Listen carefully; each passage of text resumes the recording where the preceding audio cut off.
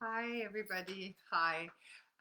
It's February and it's the month of love. And actually, it's a few days before Valentine's Day. And we thought we're going to do a little Facebook Live about love. So that day brings up a lot of stuff for people. And I think that is because we know love is so beautiful and intimate relationship is so beautiful. And we all have this ideal image of what that is.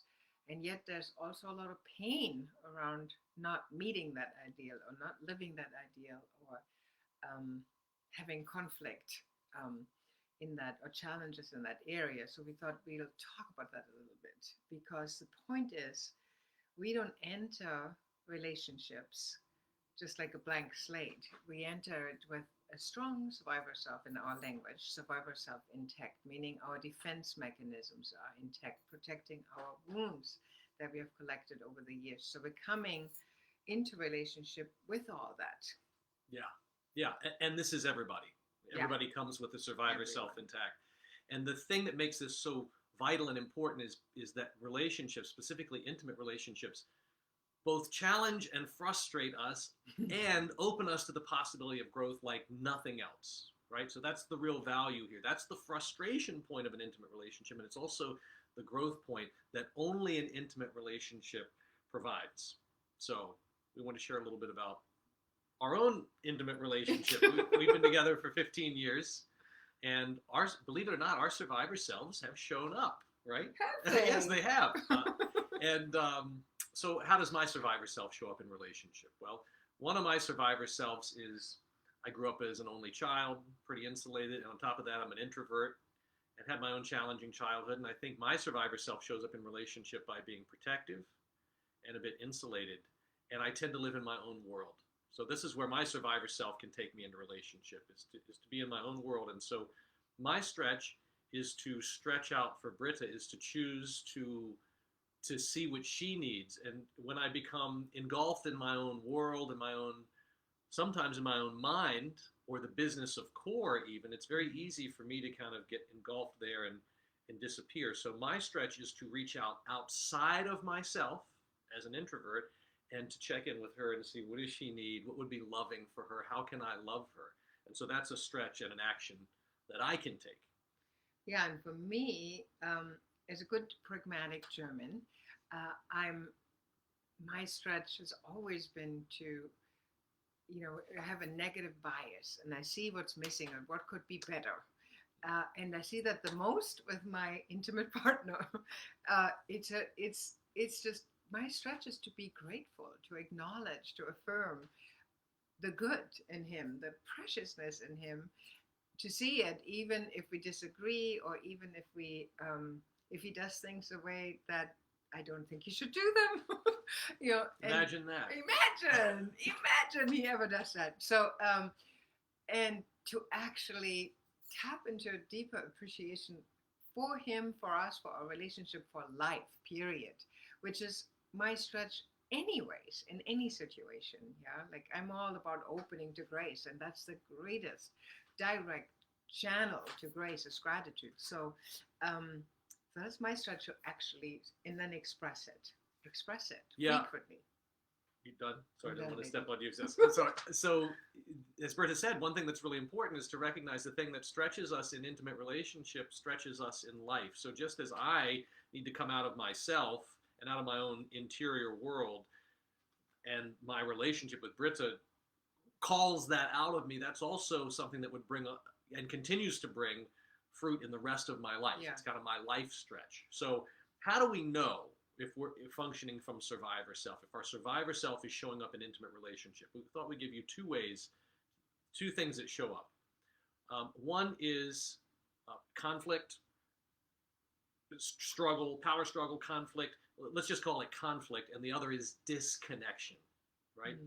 So these are two things that when we sense in relationship that there's a pattern, especially a pattern of conflict going on, or a pattern, we see a pattern of disconnection, then we can become curious, what survivor self part is driving the bus here? Right. So to give you another example of our relationship, so we're leaning more on the conflict end than the disconnection end, but although we know both, when we are in conflict, this shows up a lot for us, like when we're working together on business stuff or have to make business decisions or practical things, in running the business of core, and then we get into a power struggle, and we can struggle when we are in our survivor selves. We can struggle about the most stupid things, the smallest things all of a sudden become this big thing, and it should be done this way, it should be done that way, and we can't even see that the other one has an opinion that's valid and all that kind of stuff. So when we get there, we know, okay, we got to stop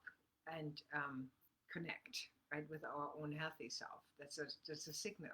Yeah. Right. So conflict is the first thing we might see. And then the second one, as Britta said, is disconnection, which is less of what we experience, but we do know it. That sense of disconnection can show up in an intimate relationship like anger, malaise, frustration, lethargy. So these are some of the things that we feel, this separation or this splitting, this distance. And when that's happening, we know, okay, something's going on that's causing a disconnect there. And to get specific with us, when we do experience that is because we share our life not only in all parts of our life. Let me say it this way, including our business, which not everybody does. So core is kind of our baby, right? So this work we do together sometimes is where the fatigue can show up, where the disconnection can show up like fatigue, like just worn out, right? And that can come in here between us. And yeah, so, like I'm worn out with you. Right. Like I it's kind of like, you just remind me of a work problem or something, right? So, and this can be in your relationships. It might be you remind me of problems we have with our children, or like that the partner, you're just not excited anymore about seeing him or her, or thrilled or in love, or connected. And it can just also be just numb, like you're like roommates, right? Like passing by without actually really connecting. Yeah. And that can be harder to see than the conflict, right? Yeah. Conflict is sharper sometimes and easier to see, but the disconnect can be more background. So can I say something? Yeah. It can go on for years. Yeah. Like we counsel people all the time. So that can be, it's okay, it's fine, but there's no connection for months, for years, for weeks. It's like that's more subtle, and you can just slide down to a not so great place. So when you see this, if you experience conflict or connection, okay, or disconnection, well, you might ask, well, what happens if I don't tend to it? Because many people don't, right? Many people don't, especially the second one Britta said. What happens if we don't connect? This is what's at risk if we don't tend to it, is more of the same. More conflict and more disconnect. And we may think, well, it's going to work itself out. Well, no, probably won't. And what actually happens on top of that conflict and disconnect is that we become comfortable with it. And the pattern ingrains itself over time, and it becomes familiar. And it starts to feel good in a strange way. We think it feels good. What it's actually feeling is usually familiar and comfortable. And the longer the pattern is established, the harder it is to break, the harder it is to see, and the harder it is to break. So there really is a cost for not tending to it, to not turning towards it. And the other cost is your life, right? The other cost is what we might call freedom and liberation. Because you want to be free and liberated within a relationship, not from the relationship, but within a relationship. The intimate relationship should provide freedom and liberation. Freedom to love. Really, this is why we love Valentine's Day. It reminds us of this incredible freedom to love and be loved, to fully receive it, to fully give it. And there's really nothing quite like it. And it does feel like liberating. It feels like, whoa, right? It's juicy. It's, just beautiful. So that's what we want, right? So and that's what's at stake, not having that. Yeah, that's what's at stake. And how do we... So what do we do? How do we get there? This is a problem. Many of us, all of us share in some way, shape, or form, and there's a cost.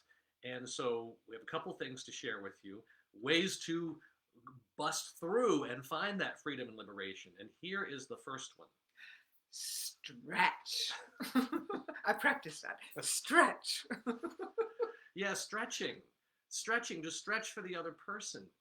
This is the gift of an intimate relationship, and this is the way we claim our healthy self in relationship, is a stretch. What are some examples of stretches? So for me, a stretch for Lee is to appreciate him verbally, to let something come out of my mouth often, ideally every day, several times, um, that appreciates him, that affirms him, that sees the good in him, whether I feel like it or not. And that's Right? the magic formula, right? The stretch is not a stretch because it feels always easy. So for me, the stretch would be to, as I said, to move outside of myself and to tend to Britta, to love Britta, to choose to see Britta, especially at a time when I'm feeling like that's difficult to do. And a special to gild the lily on that is to meet Britta in her love language, to use that phrase, right? To be curious enough to give her the love, to meet her in a way that she finds satisfying, not just what I think is her love, what would make her feel loved, right? Right.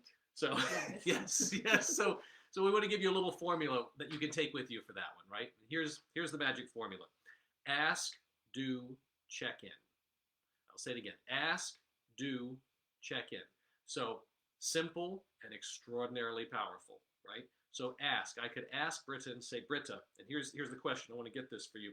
How can I stretch for you today? Or how can I love you better today? So that's, I ask to understand. Right. And just, this is just so great, just to have that question asked of me, like how it makes me lean in, right? Makes me feel more intimate, makes me, oh, you want to know how you can love me better. Isn't that beautiful? So then I can say something like, so for Valentine's Day, I would love for you to organize a picnic for us and just take me somewhere out in nature. And like, and I don't have to do anything. You just take me, right? Yeah. That's how you can love me. God, so she's told me, and now the next part is to do it. To actually do it. It's not enough to hear it, right? I got to hear it. Now, Valentine's Day, a few days away, to do it. And then the third part after I've done that is to check in and say, how was that? Like on Monday, right? Yeah, a day or two later, check in. How was it? Right? Yeah. So I'm going to do that, and you let me know how it was. Yes. Right. So that I'll is let you actually know. that is actually a stretch. So we're going to Yeah. do that on Yeah. Valentine's Day. So we want to give you that formula, right? And one other thing we just want to pose as an invitation is, you can see this is very much about connection, right? Connection and communication. And we've started this wonderful free series, monthly series of the core classroom, core leadership classroom. And once a month we do a teaching on something. And we just did the first one in January. It's really rich exploration on how we bring these our healthy self into our leadership dynamics. And this one in February is really wonderful. On February 23rd, Britta's leading this core leadership classroom, and the topic is communication that connects. So learning the skills of this skill, right? Communication that connects. And we're specifically going to look at listening on that call. Yeah, listening is powerful, often missing in relationships. So, yeah, so stretch, yeah, is our invitation. And you don't only have to do this in intimate relationship. Actually, if you happen to be single, do it with your friends, or a family member, or yeah, anyone close to you. I swear, people love to be asked this question: how can I be a better friend to you? Like, how can I be a better daughter? How can I be, how can I love you better? It's, believe me, this is going to floor them. So just take that with you and then do it, and then check in with them later once you've done it. How did this land? How is, was that good? Right? Yeah. So, and you will absolutely learn in those processes how to cultivate and bring more and more your healthy self into relationships, so the survivor self is not running the show. And it is doable, and you can do it. Yeah. Okay. Have fun stretching. See you soon, and let us know how it goes. Bye-bye.